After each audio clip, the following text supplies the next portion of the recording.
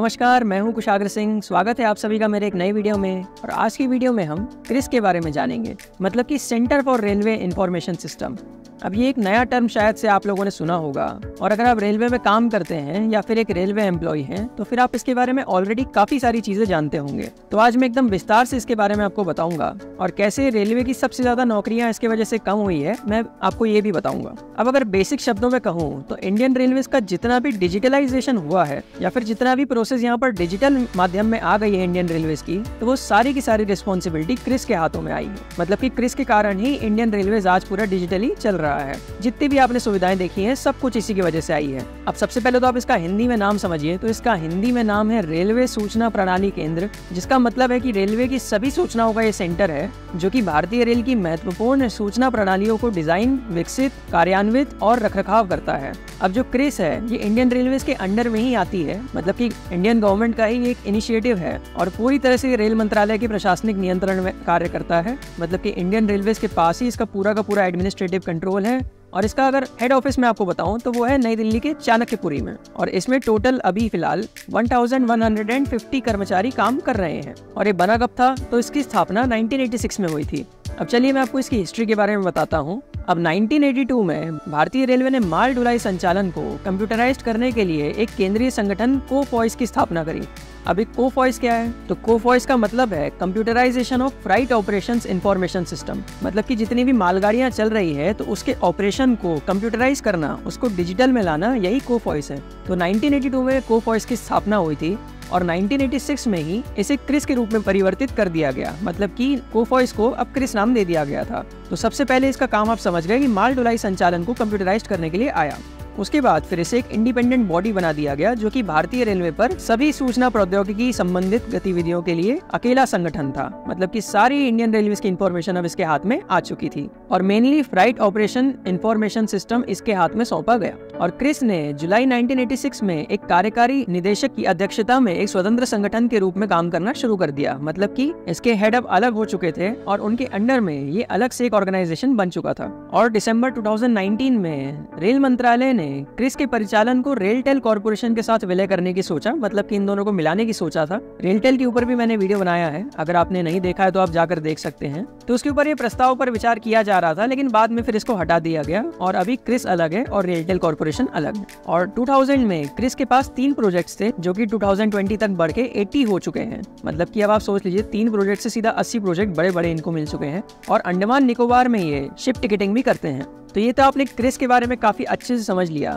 तो Indian railway को एक तरह से इसने कंप्यूटर वर्ल्ड बना दिया है, जहाँ की पूरा का पूरा ऑर्गेनाइजेशन ऑलमोस्ट अब जो है डिजिटल माध्यम में आ चुका है। अब इसके काम क्या क्या है, तो इसकी सबसे पहले तो आप प्रोजेक्ट समझ लीजिए कि भाई इसका क्या क्या प्रोजेक्ट्स हैं। तो पैसेंजर्स की टिकटिंग जो है वो पूरी की पूरी क्रिस के हाथों में है। अब एक बार मैंने PNR नंबर के ऊपर वीडियो बनाया था कि कैसे जनरेट होता है, तो उसमें मैंने टिकटिंग का पूरा बताया था कि आखिर कैसे टिकट्स होते हैं इंडियन रेलवेज में। उसके लिए 5 PRS बनाए गए हैं, मतलब कि पैसेंजर रिजर्वेशन सिस्टम। तो वो सारे के सारे जो है वो क्रिस के अंडर में ही आते हैं। अब इसका जो मेंटेनेंस है और जो उसकी बुकिंग है वो IRCTC को दी गई है, लेकिन अंदर में जो भी काम हो रहा है वो क्रिस के द्वारा ही हो रहा है। इसके बाद जितना भी फ्रेट ऑपरेशन है इंडिया में, मतलब कि मालगाड़ी जितनी भी चल रही है वो सारे के सारे क्रिस के अंदर में आ रहे हैं, जिसमें कि COA, FOIS, ICMS मतलब कि इंटीग्रेटेड कोचिंग मैनेजमेंट सिस्टम, और PMS पार्सल मैनेजमेंट सिस्टम, फिर RTIS मतलब कि real time train information system. तो ये सब के सब जो है क्रिस के अंदर में आ रहे हैं। अब इसमें जिसमें कि सबसे पहले आपने समझ लिया कि भाई जितनी भी मालगाड़ियां चल रही हैं वो, फिर दूसरी कोचिंग मैनेजमेंट मतलब कि जितने भी हमारे कोचेज हैं उनको भी यही मैनेज कर रहा है। फिर हमारा पार्सल मैनेजमेंट सिस्टम इसके हाथ में है।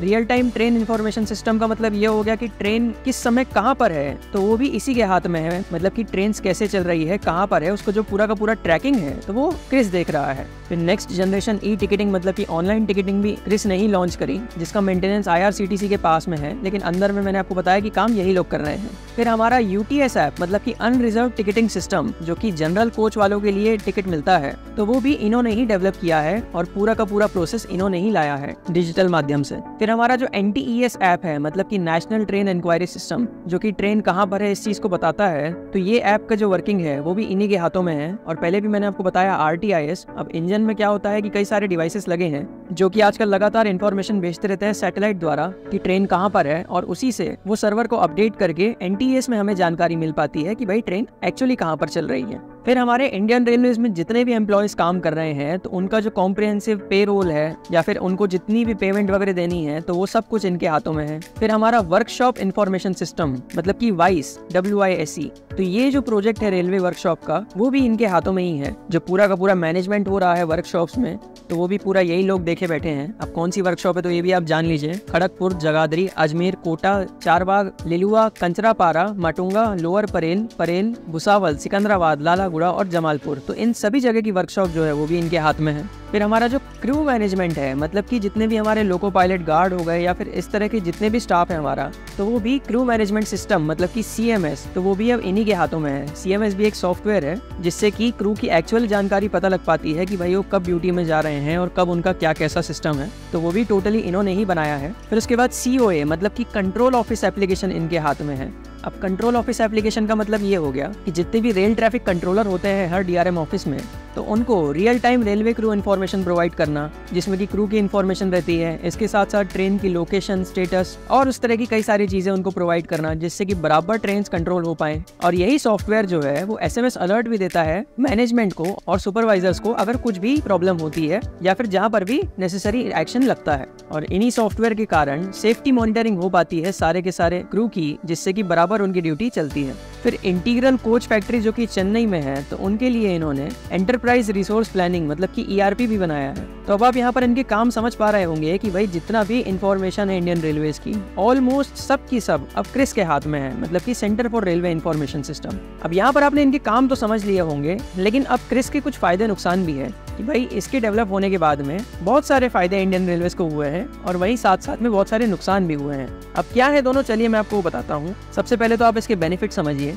तो देखिए कॉस्ट, एफर्ट और टाइम जो है वो काफी ज्यादा बच रहा है। अब यहाँ पर जितने सारे एम्प्लॉयज उनको पैसा देना पड़ता था, फिर जब प्रोसेस का डिजिटलाइजेशन नहीं था तो फिर पूरा का पूरा मैनुअली काम होता था जो कि थोड़ा सा ज्यादा जिसमें एफर्ट्स लगते थे, कॉस्ट उसमें बढ़ जाता था, पूरा का पूरा नोट करके रखना पड़ता था सारी चीजें, और टाइम भी थोड़ा सा ज्यादा लगता था इसमें, जो कि तीनों चीज में बेनिफिट आया है। फिर इसके बाद अगर दूसरा फायदा देखें तो इसमें पेपरलेस वर्किंग है पूरा का पूरा, और डिपार्टमेंट्स की एफिशिएंसी बहुत ज्यादा इंक्रीज हो गई है, मतलब कि बढ़ गई है। पहले भाई डिपार्टमेंट इतना अच्छे से काम नहीं कर पाते थे क्योंकि प्रोसेस मैनुअली थी। उसके बाद यहाँ पर ट्रांसपेरेंसी आ गई है, क्योंकि भाई पहले क्या हुआ करता था कि सब कुछ लोग ही करते थे, तो उसमें कई बार घपलेबाजी भी चलती थी रेलवे में, और उल्टी सीधी इन्फॉर्मेशन भी दे दी जाती थी जैसा भी लोग चाहते थे, जिस कारण से गड़बड़े हुआ करती थी। लेकिन अब यहाँ पर काफी ज्यादा ट्रांसपेरेंसी आ गई है और गलत चीज यहाँ पर नहीं चला करती है। फिर उसके बाद ईज ऑफ डूइंग बिजनेस एक तरह से हो गया है इंडियन रेलवेज के लिए। ऑटोमेशन यहाँ पर इंडियन रेलवेज के लिए आ गया है, तो काफी सारी चीजें इसमें अच्छी तो हुई है भाई। जैसे जैसे हमारा युग डिजिटलाइज हो रहा है तो वैसे वैसे इंडियन रेलवेज भी हमारी पूरी की पूरी डिजिटलाइज हो गई और उसका पूरा योगदान इसको जाता है।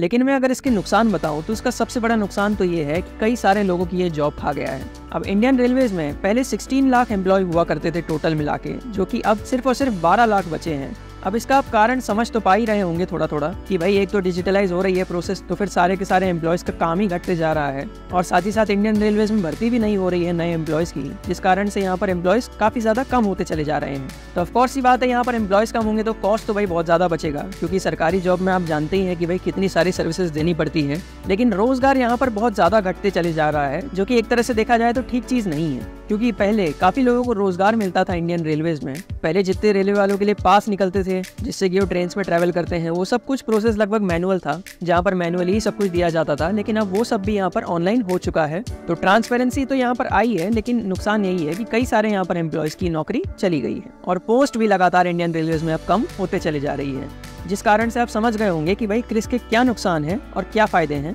पर उसके बाद इसमें एक नुकसान ये भी है कि भाई अगर मान लीजिए गलती से भी ये सिस्टम अगर हैक हो जाए या फिर ठप पड़ जाए, सर्वर डाउन वगैरह हो जाए, तो उसके कारण यहाँ पूरा का पूरा इंडियन रेलवेज का मैनेजमेंट ठप पड़ सकता है। भाई मैनुअली में ये सब चीजें नहीं हुआ करती थी, लेकिन जब से चीजें ऑनलाइन आई हैं तो ये सब चीजों का भी डर रहता है कहीं ना कहीं। वैसे तो चांसेस बहुत कम है, क्योंकि लगातार इन सब चीजों को मेंटेन भी किया जाता है, लेकिन उसके बावजूद भाई हैकिंग का हम कुछ भी भरोसा नहीं कर सकते हैं, तो कब क्या हो जाए इस चीज का उतनी गारंटी नहीं है। इसलिए यहाँ पर भी एक नुकसान है, लेकिन देखा जाए तो ज्यादा से ज्यादा यहाँ पर इंडियन रेलवेज को फायदा ही हुआ है। तो आई होप यहाँ पर आप समझ गए होंगे क्रिस के बारे में, मतलब कि centre for railway information system. अगर आपको अभी भी कुछ डाउट है तो आप कमेंट सेक्शन में पूछ सकते हैं। तो मिलते हैं ऐसी किसी और वीडियो में ट्रेन की बहुत सारी जानकारियों के साथ। Thank you so much for watching this video. धन्यवाद।